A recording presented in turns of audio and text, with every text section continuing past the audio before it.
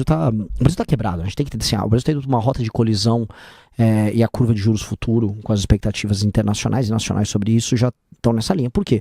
Porque o Brasil ele tem um modelo de gastos públicos baseado em gatilhos automáticos para aumento de tudo. Então, isso faz com que os gastos obrigatórios eles vão aumentando sozinhos e ou você aumenta a arrecadação, ou que uma hora vai chegar no limite, porque a economia está fragilizada, ou você quebra, e que é o que está acontecendo. Você está indo numa rota de colisão, a dívida já está na casa dos 10 trilhões, ela está subindo, e a trajetória de subida da dívida, comparada com o PIB, ela está muito grande. Então, o que você precisa fazer? Uma reforma fiscal baseada na despesa, ou seja, tem que cortar despesas e desamarrar o que a gente chama de gatilhos obrigatórios de aumento de despesa. Então, a gente tem esses gatilhos nas áreas mais diversas, por exemplo, as vinculações ao orçamento de saúde e educação, que aumentam automaticamente. Você tem os gatilhos de aumento, por exemplo, para BPC e aposentadoria baseado no aumento do salário mínimo, que até faz a pessoa falar, pô, mas o aposentado, ele ganha mais no Brasil do que outros lugares do mundo. Não, não ganha. Porque o Brasil é o único lugar que aumentou o salário mínimo e você aumenta a aposentadoria. A gente inventou isso aqui. Só que quando você faz isso, você aumenta os gastos públicos de tal maneira que você tem que ter juros altos e você tem, no fim, aumentar a arrecadação para bancar isso, e aí você aumenta os impostos. Ou seja, o dinheiro que a pessoa está dando com uma mão, você tira com a outra, então é ilusório. Então o aposentado está sendo enganado. Ô Renan, eu acho interessante, a gente já conversou algumas vezes, e eu acho interessante quando você coloca essas suas propostas econômicas, porque elas são muito impopulares. Sim. Como é que se espera vencer eleições com medidas impopulares? Falando na campanha, medidas impopulares. Porque qual é o outro caminho? O caminho que vários políticos fazem, não toca nesse assunto ou joga para depois, ou não fala isso. A gente já viu isso em campanhas passadas. Políticos que falavam contra os juros e assumiram aumentando os juros. É que eu não acho que isso é certo, né? Eu posso estar sendo meio poliana, meio iludido, mas eu vou mentir. Eu prefiro ser altamente verdadeiro no que eu tô falando. E eu não acho que eu vou perder votos avisando as pessoas, vai precisar fazer isso, só que vai ser melhor. No curto prazo vocês vão brigar comigo, mas no médio prazo vocês vão ver que eu tô certo. Você falou da questão fiscal e essa vai ser a principal questão do próximo presidente da República. Porque, principalmente pelas últimas medidas e tudo isso e mais um pouco do que vem acontecendo, existe uma bomba fiscal para 2027 qual será a sua, se eleito, qual será a sua primeira medida fiscal? A primeira? Essa. Justamente, a gente tem uma PEC protocolada. Mara, eu tô sendo assim... até o Stuhlberger falou, olha, o único cara que parece que cometer sincericídios, quer falar a verdade sem ter medo de se machucar, é o Renan. E eu vou continuar. Então assim, eu vou ser bem sério. Eu já tenho uma PEC protocolada, o Kim já protocolou a PEC, que é uma PEC do equilíbrio fiscal que economiza 3,3 trilhões em 10 anos. Ela já tá lá no Congresso. Eu só vou pegar, vencer as eleições. Eu vou pegar um avião pra Brasília. Eu vou tentar ir de carro, encontrando as pessoas nas ruas. Ei, ganhei, que bom, que delícia, que legal. Vou até Brasília. Vou sentar numa mesa, vou chamar os presidentes dos partidos, vou chamar os lideranças bancadas. Eu ganhei, eu preciso passar essa PEC agora. Eu vou fazer tudo o que for necessário para passar essa PEC agora, porque isto aqui vai tornar o Brasil um lugar viável do ponto de vista econômico. O que diz a PEC? A PEC, aí, muitas coisas. Ela tem uma reforma previdenciária embutida, paramétrica, mas tem. Ela tem embutida as desvinculações e desindexações, ou seja, que ela elimina gatilhos do salário mínimo para aposentadoria e BPC. O salário mínimo ele vai poder aumentar mais e mais. A pessoa vai sentir o ganho real do salário mínimo. Que é maravilhoso. Para o trabalhador isso aqui é uma notícia fenomenal. Fenomenal. Para aposentado também, tá? Porque ele vai parar com a ilusão, tipo, aumentou minha aposentadoria, tudo bem, mas a carne aumentou mais. Então a gente vai conseguir controlar os gastos e isso vai ter um efeito benéfico para aumento de preços. 3. Vamos mexer em renúncias fiscais, especialmente no topo. A gente tem, por exemplo, a Honda na Zona Franca de Manaus, tem 16 bilhões de renúncia fiscal. Uma empresa. Nós vamos mexer no alto funcionalismo. Então, só aqui, eu tô falando aqui um escopo de uma reforma muito profunda. Que precisa ser feita reforma administrativa. Ela mexe com as carreiras. Assim, estou falando aqui da reforma mais ambiciosa do Estado a ser feita, e ela vai precisar ser feita entre novembro, dezembro e janeiro. Eu preciso passar ela já na transição. Então, ela é a reforma mais ambiciosa pra gente colocar o Brasil no lugar. Porque eu não vou poder, nem eu, nem nenhum presidente vai poder assumir o Brasil sem ter endereçado a questão fiscal da maneira correta. Porque enderecei a questão fiscal, aí eu só vou poder cuidar em termos de matéria econômica, olha só que legal. em ter segurança jurídica para que os investidores nacionais e internacionais possam colocar o dinheiro deles aqui, e reformas de competitividade na área trabalhista, trazer os investimentos para a parte de infraestrutura de transportes e infraestrutura de energia, para baratear o tal do custo Brasil, e aí eu posso instalar a empresa. Aí o trabalho do presidente passa a ser um trabalho normal. Hoje o trabalho nosso é tipo, tem que correr com uma reforma, tô desesperado porque vai quebrar, a gente tá sempre às vésperas de quebrar.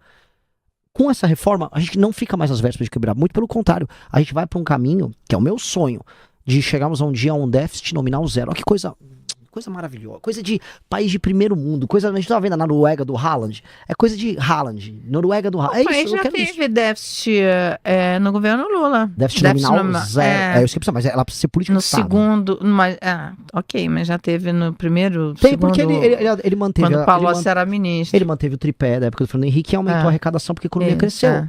Veja só, eu quero isso.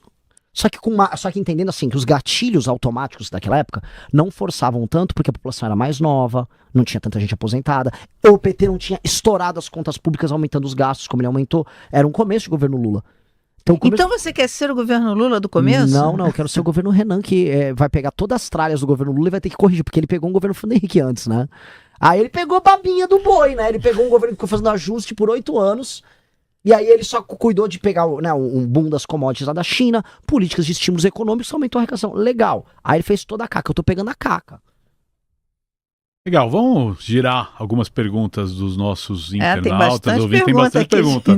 Tem do Pedro aqui, ele queria saber a proposta do Renan para a reforma tributária. Você vai manter do jeito que tá? Ele pergunta. Aí ele fala do CBS, do IBS, do IVA, imposto do pecado. Fala pra nós aí, Renan. Vamos começar pelo imposto de pecado. Eu acho absurdo o imposto de pecado em vários setores. Pra começar, a ideia da gente não poder ter... Eu gravei agora lá no Sul, conversei com o pessoal da indústria vinícola. O Brasil, que tem todo o potencial de ser exportador de vinho e também de consumir vinho brasileiro de qualidade aqui. O vinho da Serra Gaúcha, o vinho da Serra Catarinense são ótimos. São Paulo tá produzindo vinho bom. Só que o custo Brasil e essa tributação imbecil faz o que produtos finos com valor agregado não consigam se estabelecer aqui. Isso é uma loucura. Então, o imposto do pecado, em muitas áreas, tem que simplesmente desaparecer. Segunda coisa, eu gosto do modelo da reforma que foi feita. A reforma que foi feita não é ruim. O problema é que ela teve tantas exceções e tantas distorções que ela volta a ficar complexa e que ela ficou com uma alíquota muito alta. A alíquota geral tá alta. Só que eu tenho que avisar para todo mundo que está nos ouvindo. Meus amigos, a alíquota geral tá alta também porque os gastos do governo federal e dos governos estaduais são desumanos e irracionais. Eu vou precisar cortar gastos que aí eu posso, e essa alteração que eu quero fazer, eu quero vincular gatilhos para a queda dessa alíquota. A alíquota tá absurda. As pessoas têm que pagar menos impostos aqui. Vai ser assustador. Outra coisa que tem é essa coisa de você destacar o pagamento já na nota, tão logo você emita a nota. Isso vai quebrar o fluxo de caixa das empresas. Nós temos que ser amigos. Eu acho que tem que ter, tá, um regime quase de recuperação das empresas brasileiras, em que o pagamento do IVA, vamos botar assim, ele será feito no regime de caixa e não no regime de competência. Regime de competência, assim, emitir a nota, pago agora. Se a nota fiscal é de 100 mil reais e eu vou ter que pagar 20 e tantos mil reais de imposto, hoje, nesse regime, você tem que destacar os 28 mil pagados uma vez. Pô, mas e o fluxo da empresa? E se a empresa está recebendo em 30, 60, 90? Ora, então vamos pagar o Estado em 30, 60, 90. Temos que... Porque senão não é um relato... Olha, isso. O que isso faria para uma empresa? Quando eu fui empresário, o que eu sonhava... Por que não me cobra no regime de caixa? Cobra no regime de caixa. Mas não, o Estado ele quer receber no regime de competência, né? Eu acho isso... É um péssimo amigo, né? Você não tem segurança, você não tem infraestrutura, energia cara, e ainda quer receber à vista e não quer saber. Eu acho isso uma desumanidade com o empresário que é assustadora. Principalmente com o pequeno empresário. Muito.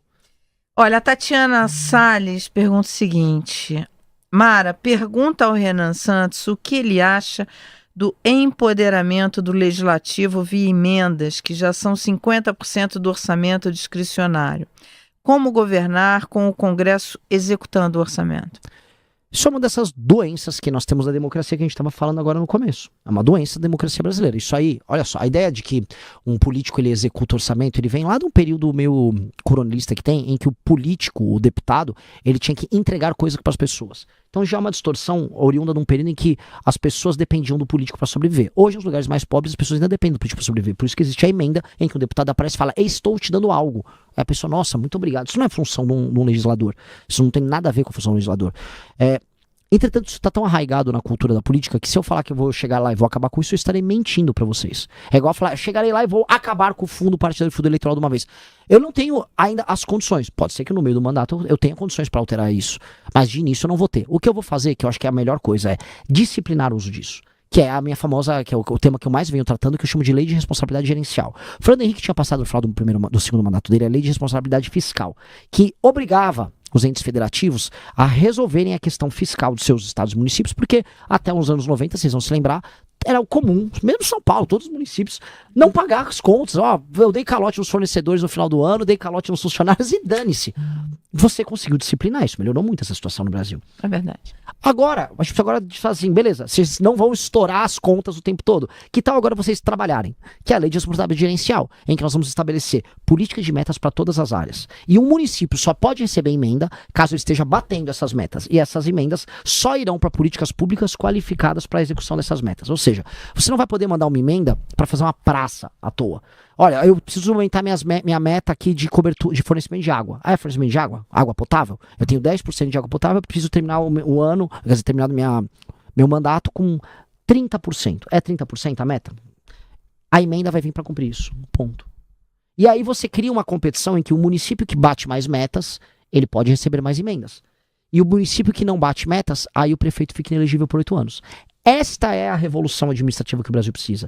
Isso é inspirado em coisas que o Japão faz, em coisas que a China faz. E eu não estou olhando, questões, eu estou olhando assim, funcionou, vou copiar, ponto. E isso precisa ser trazido para o Brasil. Porque a gente tem muito prefeito no Brasil, a gente tem muito político no Brasil, e ninguém ali está focado em trabalhar, estão focados em show do Wesley Safadão.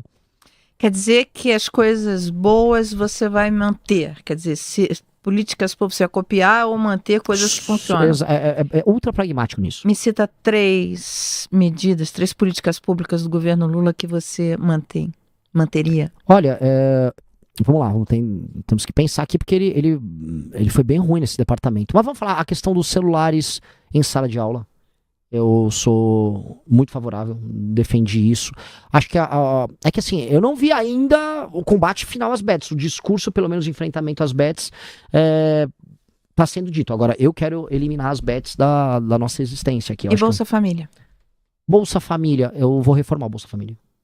Como? Não dá. O Bolsa Família ele tem que ter uma porta de saída e nós não podemos criar uma cultura de informalidade baseada no ter o Bolsa Família e fazer um bico. Que isso se tornou a regra na maior parte dos casos, especialmente para homens. Um homem, especialmente um homem jovem de uma cidade com baixa atividade econômica nos interiores do Brasil, que é basicamente o périplo que eu estou fazendo, eu estou rodando o Brasil todo para isso, ele tem um bico, mora com a mãe, mora com os pais e recebe a Bolsa Família. E aí é oferecido, por exemplo, o dono da loja de materiais de construção fala, vem aqui ganhar R$1.600, ele não quer. Candidato, isso não é regra. O Bolsa Família é um programa reconhecido internacionalmente. Isso daí não é uma regra. Quer dizer, se existe é uma exceção. Não, olha só. O problema existe. Esse tipo de distorção precisa ser corrigido. Fraude precisa corrigir. Sim, mas isso não é uma fraude hoje. Isso não é tratado como uma fraude. Tudo bem, mas eu tô falando, outras coisas precisam corrigidas, mas o programa é um programa bem sucedido. Sim, o programa enquanto implementação é bem sucedido. Agora, um país em que 40% dos domicílios na região Nordeste vivem de Bolsa Família é um país que ele próprio não é bem sucedido.